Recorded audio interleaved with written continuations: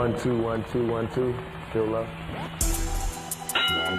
It seemed to me he was in a world where he was expected to be off camera, if you will, the same person that he portrayed himself to be in his music. From an outsider, it seemed to me that in the world of rap music, if you weren't honest to what you were rapping about, you were a sellout. I'll be on north side, keeping my peace, packing my peace, smoking cess. To deal with this inner city stress, I know I'm blessed. But these demons out the curse, man. Do anything that they can to try and hurt, man. Good Lord, whatever happened to compassion and brotherly love? Cause now there's hate in every action. I try to maintain, be a player in this game, but I seem to keep losing. Maybe it's the strategy I'm using, or maybe it's the friend that I'm choosing. Jealous associates guaranteed to cause confusion. Is it your goal to act true as an illusion? Develop my trust, they leave me stranded in a bus. I feel like pulling out my gun and busting on these fakers. 2-bit punks, perpetrators, and player haters. But I got to keep my eyes on the prize. Watch me bubble like champagne, niggas. Watch me rise, be all I try to escape it everywhere I go and try and keep my focus. But a world without hatred is like the projects without roses. No matter how high I get, I can't escape the sense of it. And all you hatred as haters always making me sick. I'm trying to find a place where I can go where hatred ain't allowed to show. Where everybody about money and they all try and blow. I'm trying to find a place where ain't no hating denial. But I'm always seeing them face and hearing them hate ringing out loud. It's the average night and I got my windows rolled up tight. Blowing bow out the sunroof and not a hater in sight. But I'ma keep my third eye open cause I know them haters scoping, waiting to catch me out. Like, well, hope that they can leave me open. Proposition beating past, but I know cats gon' still blast. So I'm lean back in my seat, so I can't be seen through the glass. It ain't only the hungry dogs that I got to watch out for. 9 times out of 10, if it's dirt then it's set up, I hope. And I know, so I'm careful on who I run with. Ain't got no time to be combined and no scandalous that shit. But everywhere I go, I'm hearing what sounds like shots from a Foco. Passing the driver's side door, my niggas who sniff too much snow. And me, I'm just trying to blow. Separate my friends from my foes. And only fuck with niggas who understand the model is to show. So everywhere I go, I try to stay completely separated from those with hearts full of hatred for anybody that make it.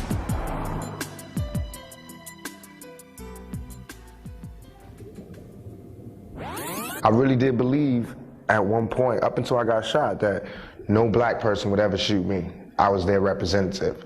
You know, I didn't have to fear my own community. You know, I was like, I represent them. I'm their ambassador to the world. They would never harm me. They would never rob me. They would never do me wrong.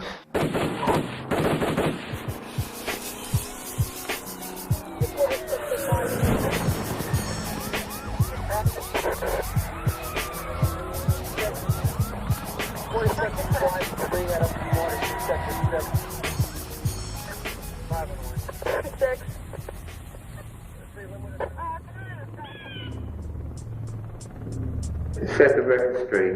This is not about your trial, your court appeals. It is about Tupac, the inner man, then and now. I don't see it as me having this gangster thug image. Thug life would be more accurate. It's not an image, it's just a way of life, it's a mentality. Yes, I have taken the time to reflect on it. And my reflection, I don't see it as being wrong, I just see it as being a stage that we all go through. You know, it's just like that. For little white kids and rich kids, they get to go to the military academy or ROTC, or they get to take all of this energy and put it into the armed forces. And for a young black male, a young Puerto Rican or Hispanic person, we got to put this in the streets. That's where our energies go. That's the only place we have to put it. At the end of the day, Tupac Shakur was a work in progress towards an unknown end. Within his mantra, Thug Life, was both his epitaph and the core of the two natures that drove him. Bad people was telling me, watch out, look out, signs up ahead. I was like, yeah, I got this, I got this. It was written in ink, a brand, a philosophy, both words canceling each other out. The symptom of a problem in America, long in the making. Black youth coming of age, angry. You know what I mean? A hard hand make a soft behind. It took 5 bullets for me to stop and see what was really going on. It was a philosophy which evolved as Tupac evolved. It came to reflect not only a conflict raging within him, but of the larger generation, of which he found himself as spokesman. Even though I was surviving in the thug life, everybody that was trying to be like me was going to jail. And then finally I went to jail. Even though I wasn't getting shot up, they was all getting shot up. Then I got shot up. And I started seeing, damn, you know, it is my fault. It's not my fault where I made it happen, but it's my fault because I'm smarter than that. A generation that was coming to grips with anger just as he was. Thug life gave them a face, and he gave them a voice. But that voice often seemed to say two very different things, contradicting itself. When I said thug life is dead, that does not mean that thug life is dead in the world. That just means that I have graduated to the next level, to be a player. Not a player of females, but a player of life. This game of life is a game, and you have to play it to the fullest. And I graduated, you know, I'm in college now, the college of life, you know? And I want my brothers to graduate too. I could easily just look down on you and go, them motherfuckers stupid, you know what I mean? I know something now they don't know, but that ain't me, that ain't never been me. When thug life was not out there and I was pumping it to you, I wanted you to know what it was like. And now I want you to know what the next level was like. He outgrew the image of thug life, but he could never escape it. In the end, it consumed him, leaving only a man-made myth, a distorted reflection that only tells half the story. I don't feel like what I did was so evil. I just feel like the way I was living and my mentality was a part of my progression to be a man.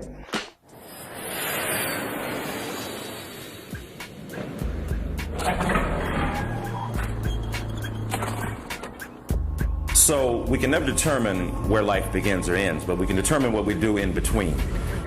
People who think about Tupac's life think about it with the beginning and the ending. But I don't think his life could be translated so easily because it was a mess, it was a chaos, it was a contradictory, paradoxical pursuit of, on the one hand, the pure sublime expression of artistic articulation, and on the other hand, it was about the valorization of a certain set of death-dealing impulses. It was something in the eyes, in the spirit in his eyes.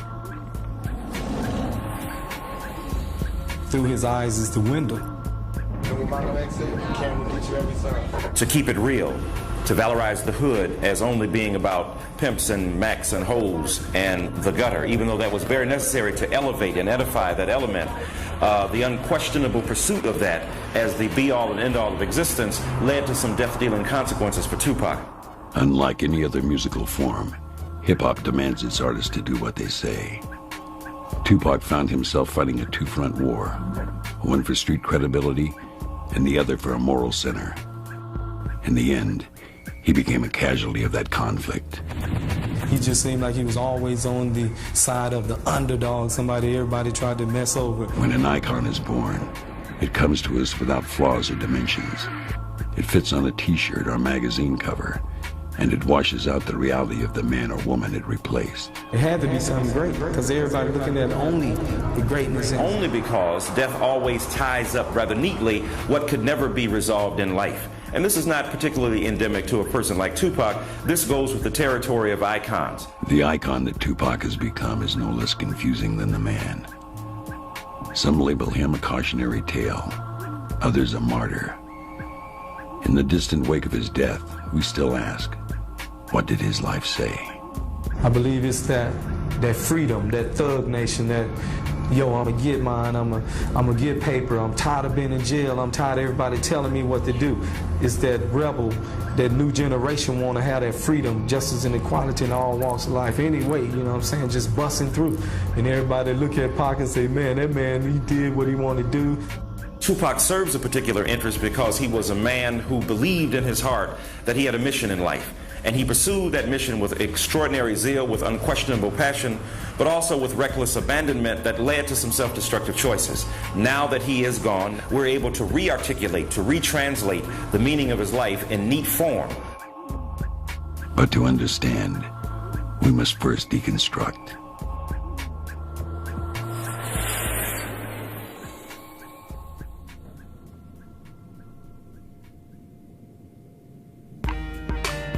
There can be no black-white unity until there is first some black unity. No in between. You're either free or you're a slave. He was a Black Panther. I believe that Tupac was a Black Panther. In his heart, of course, he had learned a lot from the mistakes that they made in the past. And a lot of the problems with their approach and how they weren't able to keep together.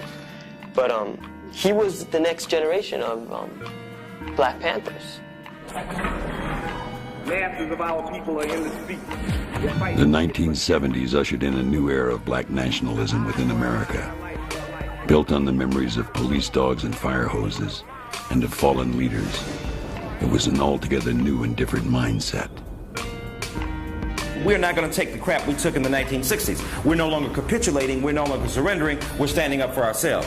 The 1970s was about a rearticulation of blackness. How do we recuperate and recover blackness in its pure form? So the afros, the focus on the black nose, the big black lips, the big black hips.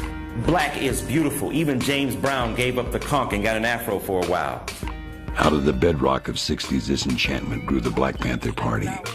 Founded in 1966 in Oakland, California, the Panther Party came into its own in the 70s, offering intelligence and articulation to the anger of the urban condition.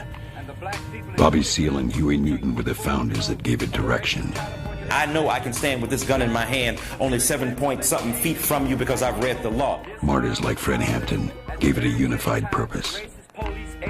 In the South Bronx, a young Afeni Shakur had fallen in love with the Panther ideals in 1968, throwing herself into their army.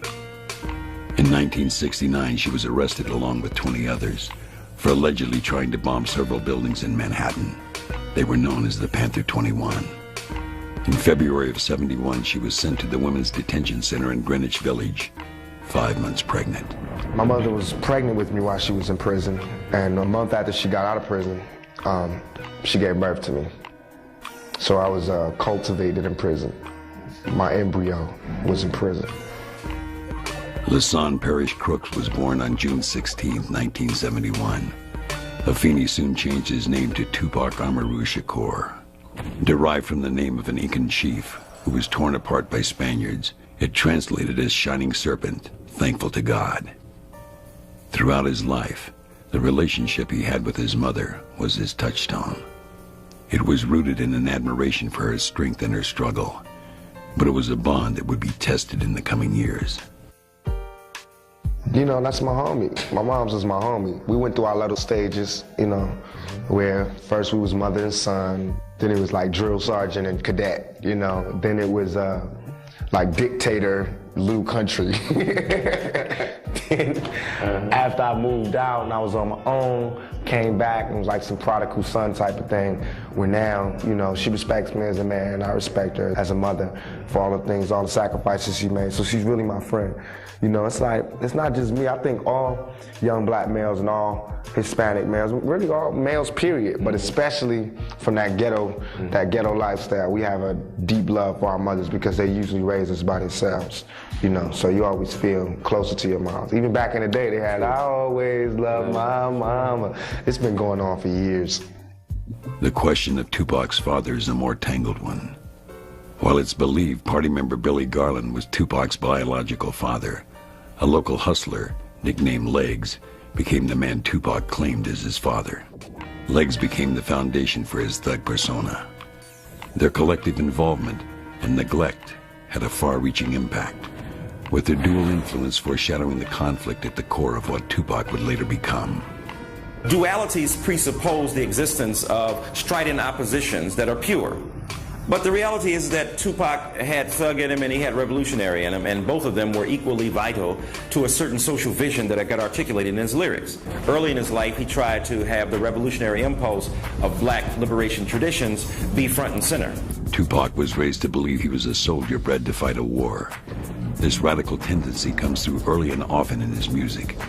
And what he's done is that he's saying something in all of that poetry. People love art, they love that. So when you're listening to him, not only are you getting the artistic, poetic weight of his work, which is entertaining and beautiful, you're also getting his message and what it is that he had to say and what he's learned in his life and the lessons he's learned. He's always talking about these rules, and he focuses and he talks about certain things over and over again. Then the reality is he began to identify with the hustler, with the thug, the person who had to use his or her wits to survive in the street. Thug life is always going to be real to me, and it still is real to me. The thug mentality Tupac clung to late in his life was an acknowledgement of where he was from, but it also became his prison, one that hip-hop holds many of its artists in. The worse it gets, the more you're loved. The media went with that bad image, and I think it was hard for him, and I think it really hurt him. I didn't create Thug Life. I diagnosed it. You know, just like if a doctor says, this is the AIDS virus, he didn't make AIDS, he diagnosed it. You know what I mean? He won't be held responsible for every AIDS case. You know, if anything, he's bringing you information on maybe finding a cure. I felt as though that's the same thing I did for Thug Life. Beyond the bravado and the soullessness that critics key in on, there's an inescapable poverty that defines the thug mentality. It is contempt for being poor. And it's a contempt that grew in Tupac throughout his childhood. I don't think we can romanticize away the incredible material hardship that Tupac faced. Afeni's involvement in the counterculture made it virtually impossible for her to get or keep a job. At the same time, the party was beginning to unravel from internal and external forces. The message of equality and unity was quickly getting lost as it became every man for himself. They believed in all the people having power and equally sharing access to material wealth. But what Tupac saw up close was the contradiction between the ideal and the reality. The consequences of her revolutionary activity was that she couldn't get paid, she couldn't eat, she couldn't survive, and the party wasn't taking care of her. And Tupac saw that contradiction. So his Thug Life was an explicit critique of a revolutionary impulse that couldn't pay the bills. Ironically enough, in the 70s at the same time, there was a parallel movement among the mainstream culture toward a culture of narcissism, meism. It was about getting mine at the expense of yours. It was about a hustler gangster ethic at the heart of American capitalism. And it was only a glimpse of things to come. Deficit upon deficit, mortgaging our future and our children's future for the temporary convenience of the present. To continue this long trend is to guarantee tremendous social, cultural, political, and economic upheavals. Then what you get in the 80s is the political economy of crack. And the political economy of crack means that we began to have crack crimes, crack addictions. People began to organize their lives in these enclaves of urban terror called ghettos. Reaganomics, Jesse Jackson said, took from the poor and gave to the rich. Its vengeful indifference began to splinter the urban community, which bore the brunt of the early 80s recession. In 1986, Afeni and Tupac moved from New York to Baltimore, where he began to tap into the arts as an outlet and an escape. He did go to Baltimore School of Performing Arts. He learned a lot there. He immersed himself into theater and began to read voraciously, but soon found himself again transplanted, this time to Marin City, California. His family, like so many others, was breaking under the Republican regime. Afeni the activist was becoming Afeni the addict. Marin City, there's one way in and one way out. You pass the police station and the fire department, and then there's a liquor store. There's no grocery store in Marin City, just a big liquor store. We called it the Front back then. And then there's these ominous hills that sit on top of your head with the most beautiful Marin homes, so you get to be reminded every day of everything you don't have. Music became his purpose. His early work was primitive and typical on the surface, focusing on material wealth. But there was also a political content in it that was lacking in most. It jumped out at the people who heard it. I instantly knew that I was sitting in the presence of somebody so brilliant and so beautiful. He was among the greatest of literary artists in the making, and I knew this. For inspiration, he needed only to look around him. The disintegration he fled in Baltimore was on display in Marin City. In black communities across America, crack had found a home. Whether you believe the San Jose Mercury or not, whether you believe the conspiracy theory or not, the reality is that the ghetto was drenched with that. The government turned a deaf ear, if you will, and a blind eye to the enormous drenching of these urban terrains by this crack economy, which created hostility in black and brown families. As one person said, I think it was Joseph Marshall, crack cocaine did what 300 years of slavery could never do. It undermined and subverted the integrity of the black family by virtue of creating a commodity over which black people were literally killing each other to get access to. And Tupac had to see the bitter consequences of his own mother living the contradiction between black revolution on the one hand and its promise and possibility, and on the other hand, the capitulation to the worst form of anti-revolutionary impulse there was, that is addiction. Watching his mother fall from grace fashioned a drive in him, just as powerful as the one she had tried to instill in him in the 70s. He was consumed with rising above where he was, hungry for any knowledge he could get or any edge he could gain. You can't know Tupac without knowing how much he read, without knowing the library of books that he devoured. And this is not because of school, because he left school. He chose not to finish high school and to pursue his career. And Pac always had a book with him. I don't know that people know that. The more he read, the more he began to believe he was a member of an expendable race being extinguished, and nothing was being done to stop it. You and I can live beyond our means, but for only a limited period of time.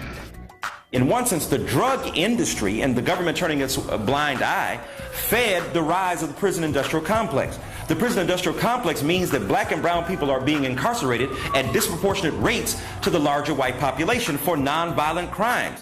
You can look at it with a 3 strikes law. You can look at it where they're building more jails. They're starting to sell jail space. You know, jail is big business. Believe me, I'm in jail. I see the big business. They charge you for your telephone calls. They charge you for disciplinary problems. Jail is big business.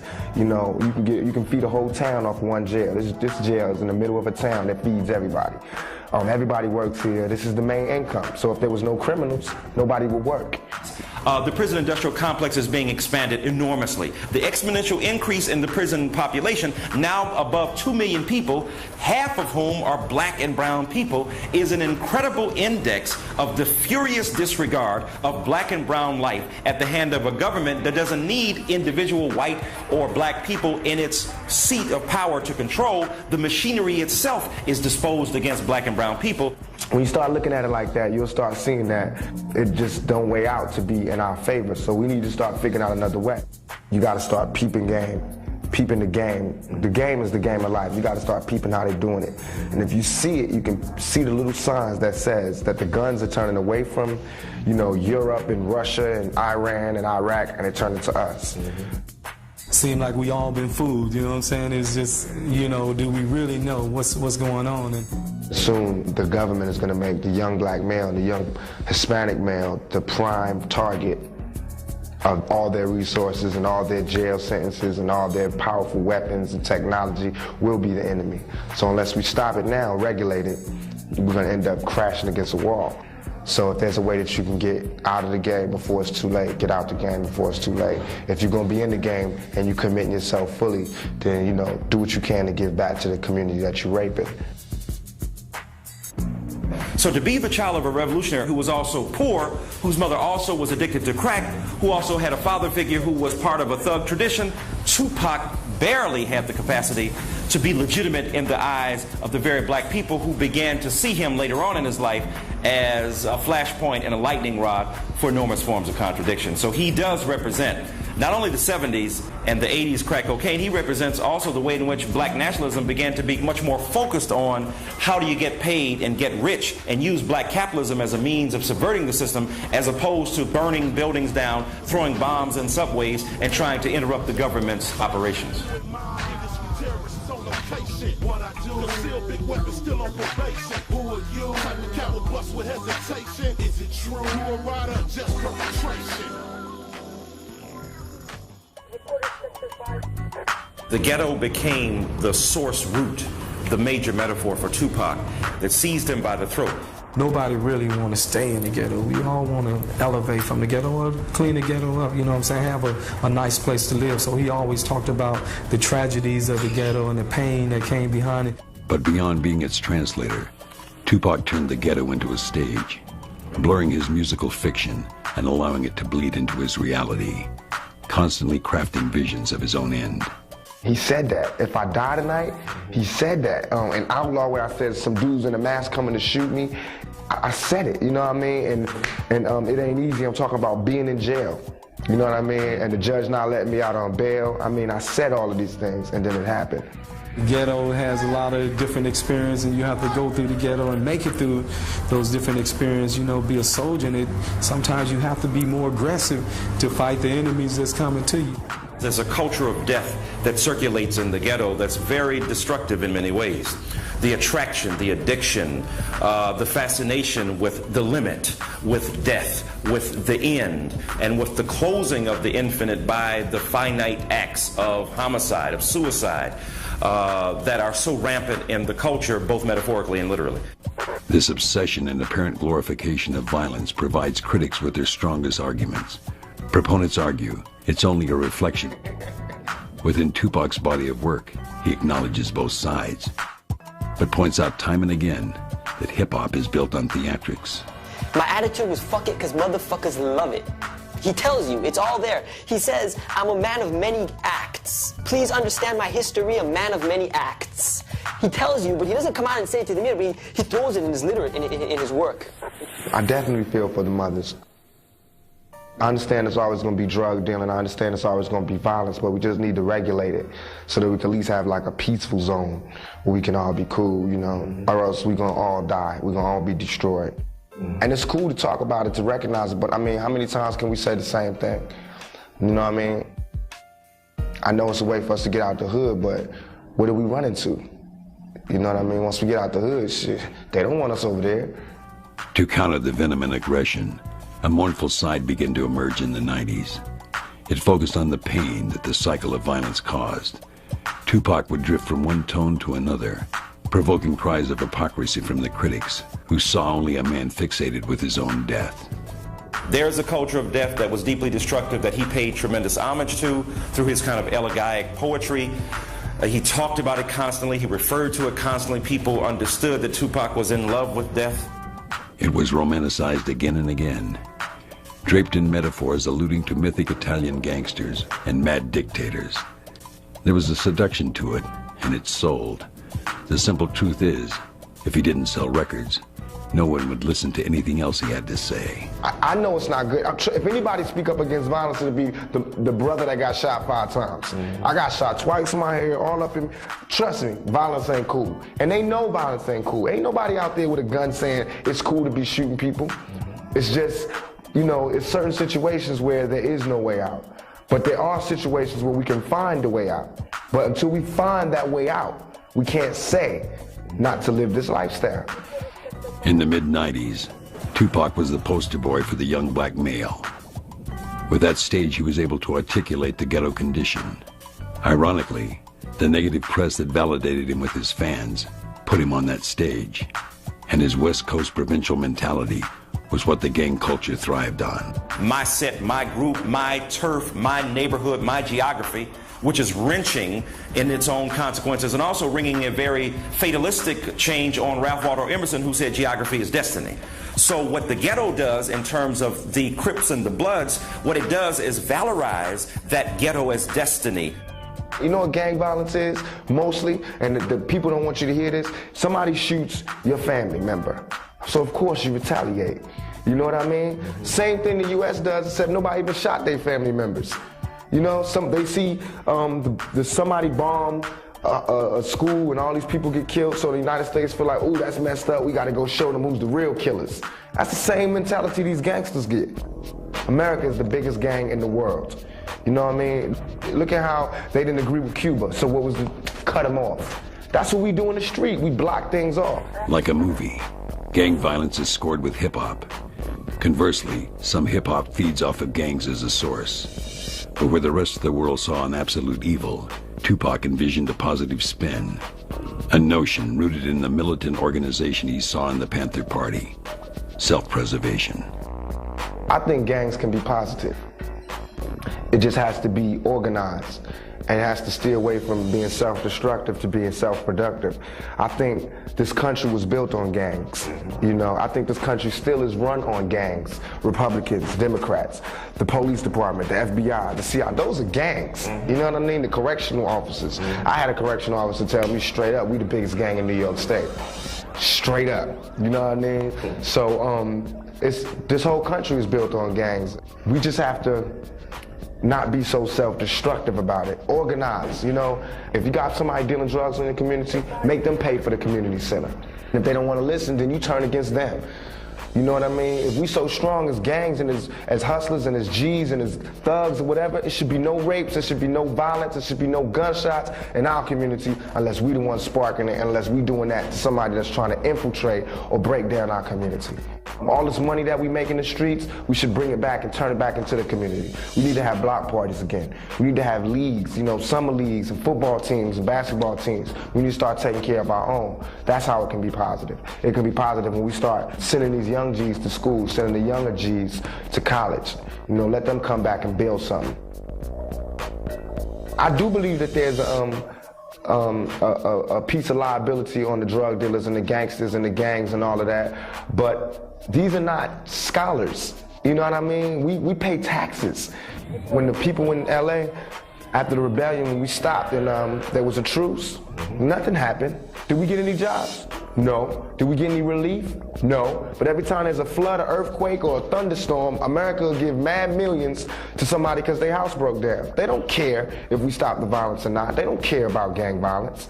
You know what I mean? Every time that Bosnia gets shot up, any place gets shot up, they send them a whole bunch of millions in food and packages from Somalia, everywhere. Everybody getting food but us. So we don't want the gang violence to stop. So they can't ask me to tell them to stop the violence, because I can't tell nobody who's hungry what to do unless I'm ready to feed them. Then I'll tell them what to do. Jack money, police wanna take my scraps from me. All they catching is cats and half dummies. Niggas wishing I was getting caught, but not now. Interference, then you getting shot, but blah, blah. I know when I was young, the way they described jail, I couldn't wait to get to jail. Straight up. That's where you get the gang. That's where you got more soldiers at that build you. But now that I'm here, this is not the spot. I know everybody go to jail, come out and say, this ain't the spot. This is not the spot. You got somebody that tells you when you can get up, when you can shower, when you can do this, when you can do that. You know, they can speak to you any way they want to, and you gotta accept it. You can die here, you know what I mean? Just yesterday, a dude was murdered. He wasn't in here on no murder beef. This dude was in here on a drug beef. You know, he's gone, he's dead in jail. Before Tupac was tragic, he was famous. And before he was famous, he was in trouble. Trouble gave him his fame. After a 1994 allegation of sexual misconduct and a shooting which nearly took his life, he was sent to prison and forced to look inward and live day to day. Well, the first 8 months, I spent in solitude, 23 hours a day locked down, reading, writing. I read a lot of good books. I read a lot of Maya Angelou's books, The Art of War by Sun Tzu, listen to music, you know, different types of music, calm my soul. Dionne Farris, she really got me through a lot of this time. The days creep by so slow, he started living in reverse, visiting episodes from his past, venturing into a whole new creative form. I wrote a script called Live to Tell. I used to always add things to like poetic justice. I added my own words to poetic justice. I wrote whole scenes in Above the Rim.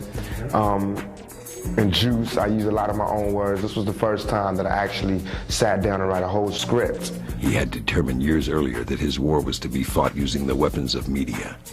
Beyond the vanity of it, he recognized the power that film had to reach large numbers of people. He also saw that true creative power was wielded from behind the camera. Already in his arsenal were acting and rapping, but there was ambition for much more. Oh, no doubt. You can look forward to me doing movies, writing movies, starring in movies. Soon I want to direct them. You can look forward to me doing records, bringing on a whole bunch of groups. I already got a few now. I just signed to Death Row Records. Forced into a focus by unfilled time, he began to fixate on his purpose. But stuck in the moment behind bars, music was nowhere to be found at first. Everybody's like, oh man, he's in jail now. I know he's gonna come out, he's gonna have a bomb album, but it's the opposite.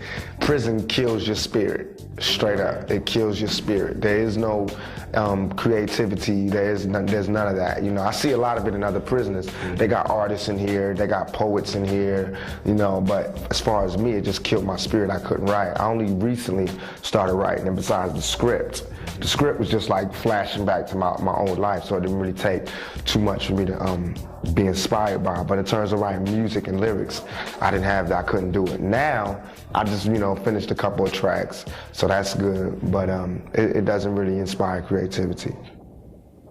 One motivating factor was those he perceived had put him where he was. Not just those who had put him in prison, but also the New York crew of rappers that he saw as the ones behind his 1994 shooting. The East Coast-West Coast War, which would define the second half of his career, was taking shape. I just thought about how it would change. What would I do? How can I make them sorry that they ever did this to me? You know what I mean? How can I come back like 50 times stronger and better?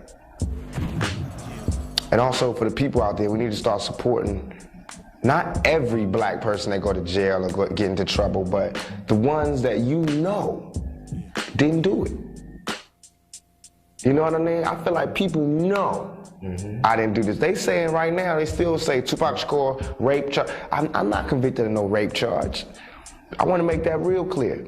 My charge was sexual abuse, forcibly touching the buttocks. That's what they charged me. I'm innocent of that, but that's what I'm in jail for. You understand?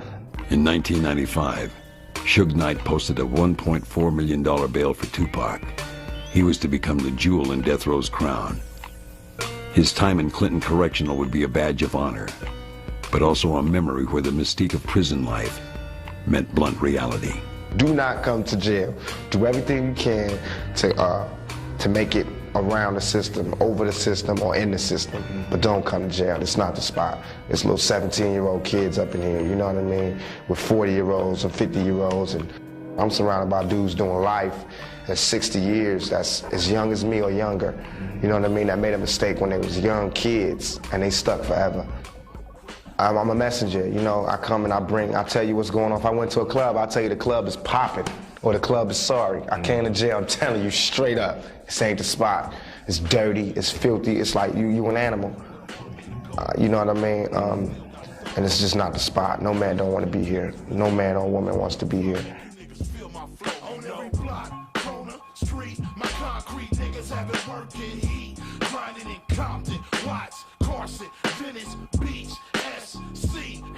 When I said I was living the thug life, believe me, it was all real. There's a kind of fascination with the thug. As sure as thug life is tattooed across my stomach, it will always be a part of me. Tupac Shakur represented at once the expression of the evil that needed to be resisted and the need to resist that evil. This is why people were so upset with him. Just recently, this lady wrote me named Clovis Benjamin from San Francisco. And she was writing me, telling me about her nephew had just been killed. The day before he died, he was like, I'm going to get Tupac's new tape.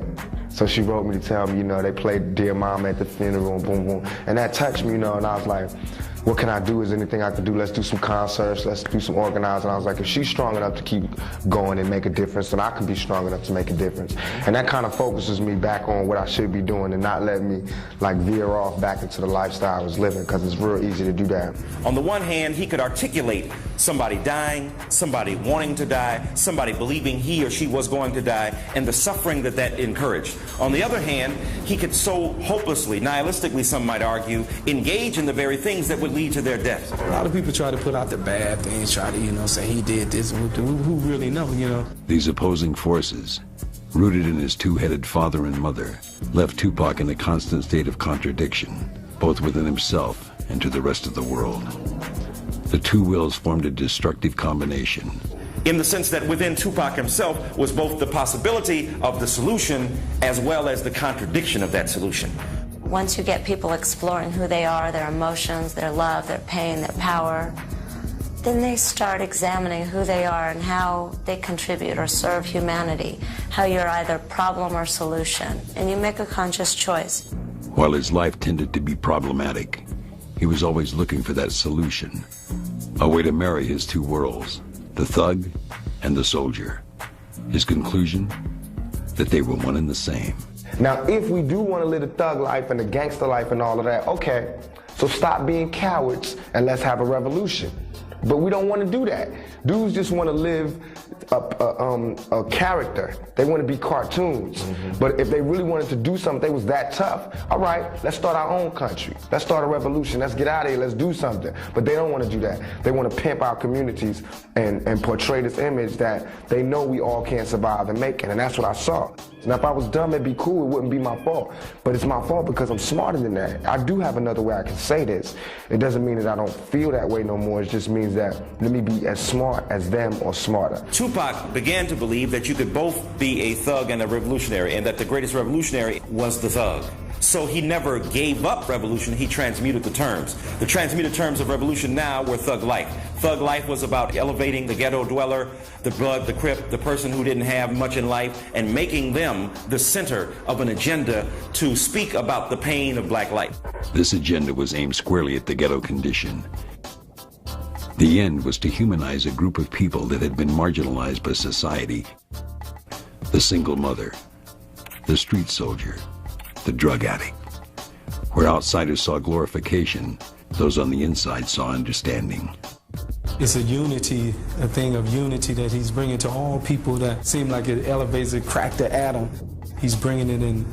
Not only myself, many other soldiers is feeling that. Hip-hop at its best, as Tupac helped us understand, was a critique of the blindness, the invisibility, the refusal to acknowledge the legitimate social oppression and suffering that these people endured. There was a glimpse of elegance or nobility in that suffering, there to uplift rather than to tear down.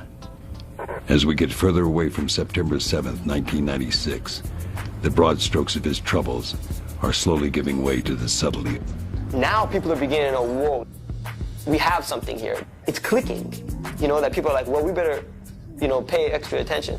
The blueprint for Tupac's details are found first and foremost in his lyrics. Just the other day, I got lynched by some crooked cops, and to this day, them same cops on the beat getting major pay. But when I get my check, they taking tax out, so we paying the pigs to knock the blacks out. Oh, so what we see is a subsidization of our own oppression by virtue of tax monies that are being funneled through mainstream, legitimate structures to then, in one sense, do away with the very people who support the government. But his social commentary was always flanked by the violent underscorings and sexual overtones that blanket the genre.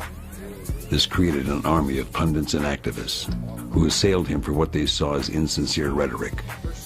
No matter what these people say about me, my music does not glorify any image. My music is spiritual if you listen to it. It's all about emotion. It's all about life. And where other rappers, not to diss nobody, but where other rappers might, you know, paint a perfect picture of themselves or, you know, whatever, I tell my innermost, darkest secrets. I reveal myself in every one of my records, from Dear Mama to Shed So Many Tears. I tell my own personal problems. Starting in 1992, conservatives stood front and center, using the name Tupac Shakur as a synonym for everything from black-on-black crime to hatred towards women. I don't understand how Dolores Tucker and Bob Dole and all these other dudes, how they can say like we got gangster music. I never even classify my music as gangster music. And if you really, I know they haven't listened to my tape. I know somebody geesed them up to go attack Tupac.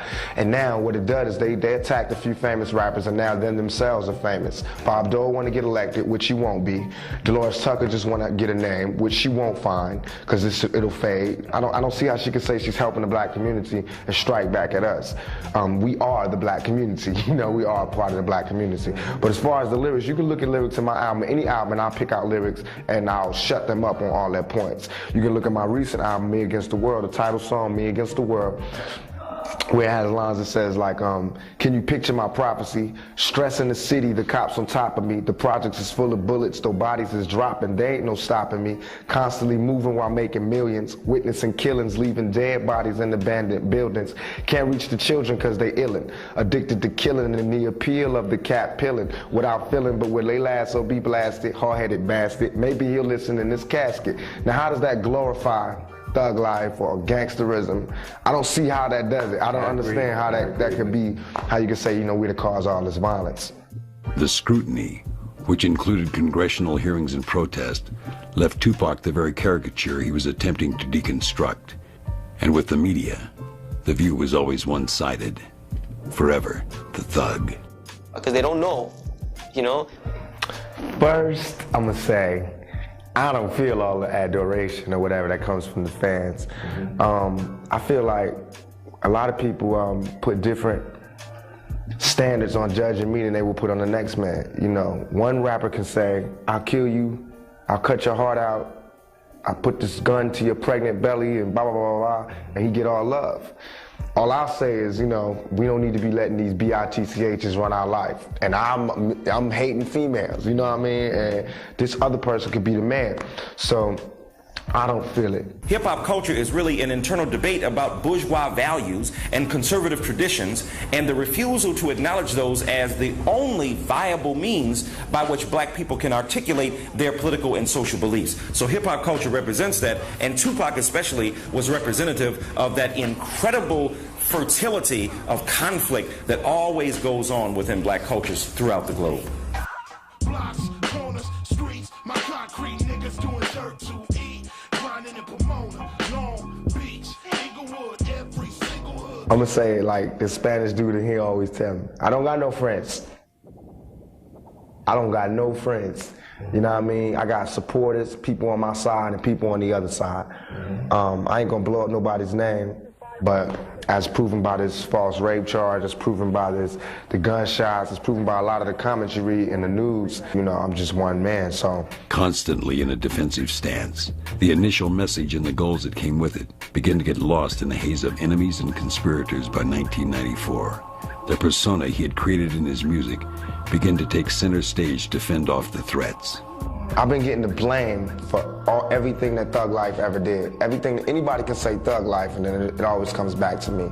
I done had policemen get killed and I get blamed for it, and you know, all type of violence and I get blamed for it. In November 1994, while entering a Times Square recording studio, Tupac was robbed of his jewelry and shot 5 times. It was never seen as a robbery though, in Tupac's eyes. It was a setup. They shot me. Straight up, I just kept thinking, they really did shoot me. At the top of his list sat Bad Boy Records, fronted by the notorious B.I.G., his former protege, and Sean Puffy Combs. Enter East versus West. Everybody that was involved knows what happened. And everything is there. If you got a brain, just read everything over. And read my reply, read their reply, read what people say. Watch people. Because you can fake for a long time, but one day you're going to show yourself to be a phony. You know what I mean? And that's what these, you know, a lot of people are doing these days. Think back. Did you think about all the people that you've seen me put on stage? Think about all the people that I put on, that I got into this game, that I showed how to do this. And think about what they're saying now. That's not keeping it real. As far as foes and enemies and all that, I really don't care. My only fear of death is coming back reincarnated. You know, I don't have no negative feelings towards nobody. It's not like I'm gonna get out and go shoot somebody up. You know what I mean? I know who shot me. I don't care about telling the police none of that. I don't care about none of that. You know what I mean? Whatever, I'm still here. You know what I mean? The death row chapter of his life, which would prove to be his last, completed his cycle as he finally gave in and became what he beheld. Lashing out with verbal retributions loaded with threats, the missiles flew back and forth, from one coast to another. It's not like I'm untouchable. I can be killed as soon as I get out of here. You know what I mean? But I go cool, I'm cool. I go, you know, screaming West Side and I'm all good. You know what I mean? But what I want people to know is that don't support the phonies, support the real. You know what I mean? How can these people be talking about how they so real and they don't care about our communities? How can they be talking about what they, all this, you know, the hood, blah, blah, blah, blah. They don't care about our communities. You know what I mean? Listen to the words that people say in their lyrics and tell me if that's some real, if that's real to you. You know what I mean? Listen to what they're saying. Don't just bob your head to the beat. Peep the game and listen to what I'm saying and hold us accountable for it. You know what I mean?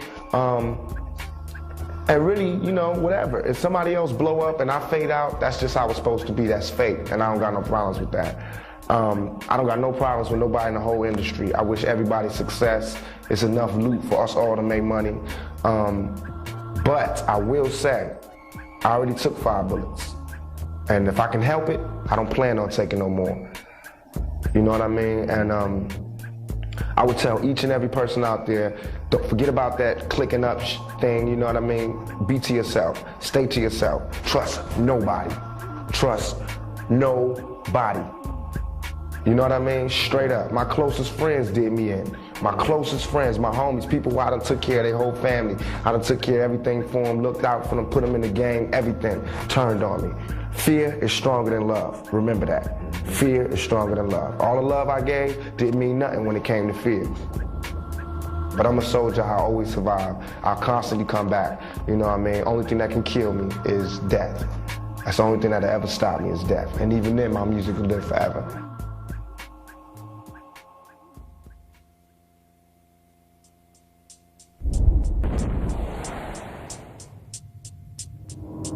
Well, I believe everybody have a spiritual side, no matter if it's a good spirit or a bad spirit, because they can be haunted by either or. He was haunted by an evil spirit as well as something that he tried to shake off, and he expressed a lot of his positive spirit to the people, you know what I'm saying? But everybody, you know, is like a battery to me, is from my understanding of life. Negative and positive energy is a balance. How do you balance it and how do you deal with it in your life? I believe with Pac, he tried to deal with those spirit, you know, the best way he can, coming up with, you know, from his foundation and from the understanding and from the diction of whatever he read. That's what, you know, the Creator gave to him. The great writer Howard Thurman, who was also a preacher and a mystic, said that one of the ingenuities of black slave culture was the ability not to reduce one's hopes, dreams, or visions to the level of the event, which is one's immediate experience. The immediate experience may be nasty, may be nefarious, may be evil, may be problematic, may be hurtful, but one must foster, encourage, manage the future vision that allows one to escape the immediate consequences of despair. Hopelessness occurs when one has the inability to imagine a different future. You know, Tupac always said, I see the future and it's hopeless. He said that, and that makes me worry because he was somebody that I really respect what he has to say, and I think he does have that ability to see in the future. I think he did have that intelligence. Tupac represented both sides of the coin. On the one hand, he represented extraordinary hopefulness. When you talk about keeping your head up, when you're talking about searching for black Jesus, as he did with the Outlaws, we're looking for somebody who smokes like we smoke, drink like we drink. A black Jesus, not somebody too perfect, he said, but a saint in the ghetto to whom we can pray. One thinks immediately of that great passage in Hebrews that says we have not a high priest who is incapable of identifying with our own limitations. So in one sense, Tupac was the secular external articulation of an ongoing religious debate about the possibility of identifying with a God who became what we are. What he was searching for was something rooted in the despair that he knew. Not a blonde-haired, blue-eyed embodiment of perceived white perfection, but something more tangible and relevant to him. We're searching for black Jesus. Black Jesus meant for him that figure who identifies with the downtrodden and the downfallen. The black Jesus is a new figure, both literally within the literary traditions of black response to suffering, but also religious responses to suffering. The black Jesus is not the Jesus of history, or if it is the Jesus of history, it is the Jesus who has never been talked about. It is an irreverent creation that most people who talk about Jesus would never recognize. We don't want a Jesus who's too perfect. Wait a minute. We thought Jesus was the definition of perfect. No. Somebody who smokes like we smoke, drink like we drink, a God who smokes marijuana, a blunt-spoken Jesus. That is not the catechism of the irreverent. That is pure blasphemy. Within that blasphemy, something else is at work. A fundamental attempt to make God more accessible. Zealots are outraged when they hear this notion, but the ideals are primary to Christianity.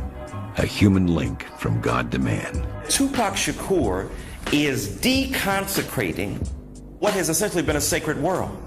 That is a blasphemy worthy of the auto da fe in the Spanish Inquisition. People would hang Tupac, and did, metaphorically, lyrically. I think I've been attacked more than I deserve, but that's all good to me, because I always been a fighter, always been a soldier, always been a struggler. Can't nothing stop me but death itself. You know what I mean? So as far as what I have to say to other people, I don't really want to come off like I got the answer, I'm finna teach y'all. It's not like that. I don't got the answers. I just try to speak about things that affect me and about things that affect our community. And I try to do it from a viewpoint of the watcher. Sometimes I'm the watcher, and sometimes I'm the participant, and sometimes it's just allegories or fables that have a moral or have a theme, underlying theme in it. To me, he's seen something very deep. He was able to see into his dreams and the way his life would be. What many think he saw was his own icon after death. In seeing himself as a black leader, he couldn't shake the religious connection to black activism from the past, and the way most had met their end, by violent means. I think about Tupac as a kind of extraordinarily irreverent natural theologian who gave voice to a black quest for meaning in the midst of suffering. Within music, there's a chance to connect with people on a basic level, either to give meaning to suffering or a reason for being. Tupac looked to the greats of all colors and the methods that made their work connect. My inspiration for writing music is like Don McLean when he did American Pie, and he did Vincent, like Shakespeare when he does his things, like deep stories, you know, like Raw Human Needs, Lorraine Hansberry with Raisin in the Sun. I want to do that to my music. That's how I like to do it. Marvin Gaye, you know? Like any other facet of black culture, hip-hop is rooted in religion. So just as with his social critiques, he eventually indicted the religious community. I went to church, but they underhand it. I don't understand it, right? So he's already saying that there is some contradiction between the ideal of serving the masses by virtue of being religious and seeing them being taken advantage of by not well-intending priests, preachers, and so on. Even the long-standing hip-hop creed of keeping it real found its origins in the religion of struggle from the past. I mean, I don't have to say I'm keeping it real. You can listen to the music and go, whoa. Keeping it real really drew from the same religious passion of Orthodox black religion. I want to live the life I sing about in my song was a Mahalia Jackson quote, was a quote of the gospel culture that Tupac distanced himself from. But he embraced it by replacing it with the thug life. Thug life, as you know, for Tupac meant the hate you gave little infants, F's everyone.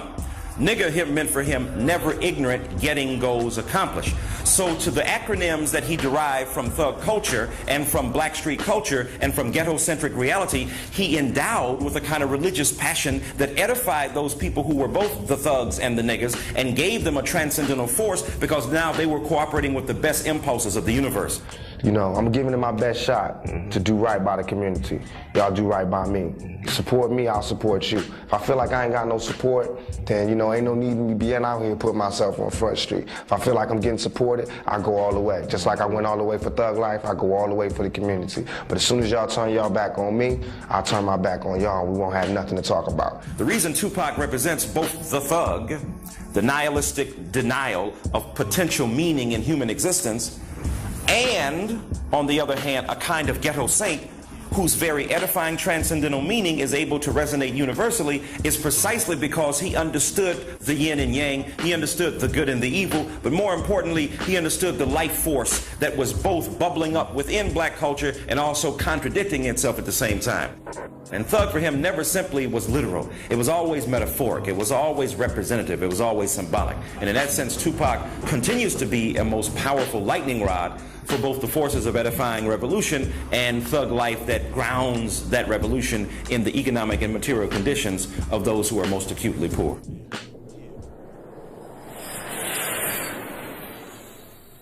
Measure a man by his actions fully, from the beginning to the end. Don't take a piece out of my life or a song out of my music and say this is what I'm about, because you know better than that. And if you take me out the game, you're not going to want to see the next one. Trust me. Take me out the game, you're not going to want to see this next dude, because he ain't going to have no compassion. He was transformation in flux, constantly rearranging his identity, constantly changing the pieces of the puzzle of what it meant to be a human being, and constantly in quest of his best understanding of what it meant to be humane in the midst of chaotic realities around him. Whether or not Tupac's life was translatable before he died, like any other great icon, probably very doubtful. To translate it now, though, you need only look at the impact he has had and continues to have worldwide. People in Amsterdam are waiting in line trying to get the album. And you know, if you just check the internet, it's all there. That's where it is. You just go to these websites and you see how much he's being talked about and how much, you know, how many hits these Tupac websites are getting from, you know, internationally. The reason he's able to be globally consumed, so to speak, is not simply because of American capitalism, whose tentacles stretch worldwide. People from all over the world were attracted to Tupac precisely because he was a person who was looking for the right way to articulate the possibility of humanity in the midst of difficulty. He did it, you know, he shaked the haters and brought the positive out, you know what I'm saying, and other people, and you can see the way he shined at the end. It's still going on. It hasn't changed, you know. His pursuits range from hedonistic to virtuous. But whatever their motivation, there was an honesty evident, even when he failed. That pure pursuit of authenticity in that regard was universally and globally accepted. People felt his spirit. They felt the love that came from Tupac. They felt the passion in his lyrics. They felt his ability to identify with them. To me, it was like a Martin Luther King thing, you know what I'm saying? Like when King said, yo, I might not be there with you, but, you know, we're going to make it. Pac, you know, he was saying, yo, we're going to make it no matter what. I might not be there. I might see myself in the casket, this and that, but we're going to make it no matter what. I believe that he is a world leader, and that now, after he's no longer here, people will slowly begin to recognize his role as a leader and how his lyrics and his art and everything he left us will do the work, because many times egos get in the way, and with every great leader, a lot of their work is recognized after they're gone. But 60 million record sales let you know how strong Pac's voice is. Even though he passed on early, he's left his work, and his thoughts and his ideas are all there. He's left us such a hugely varied body of work that whatever we identify with, we can find in Tupac. That is both his genius and the danger. Any human being traveling any path can identify with him and can tie into his work. The danger of that is that the fierce contradictions can be used as an example of what Tupac did not really mean. Doing it to him. I feel in front of me is so great, but if I don't concentrate on it, I won't even get to the other spot. His pieces never add up to his whole, and the confusion only grows with time. In Tupac Shakur, if nothing else, there is humanity on display. There will be a debate on the value of his legacy for years, but that debate is his legacy. Tupac, by no other measure, was the greatest rapper. He didn't have the flow of Snoop Dogg. He didn't have the poetic intensity of Rakim. He didn't have the mathematical flow, as Mos Def calls it, of Biggie Smalls. But he had a heart that was huger than any. He had a transcendental figure that tied up with the world spirit, and he could channel and tap into that world spirit and at the same time allow people to have access to it through his own body, through his own belief, through his own poetry. And that's why I think he's rather much more successfully translated now in death than he ever was in life. It's just an icon, you know what I'm saying?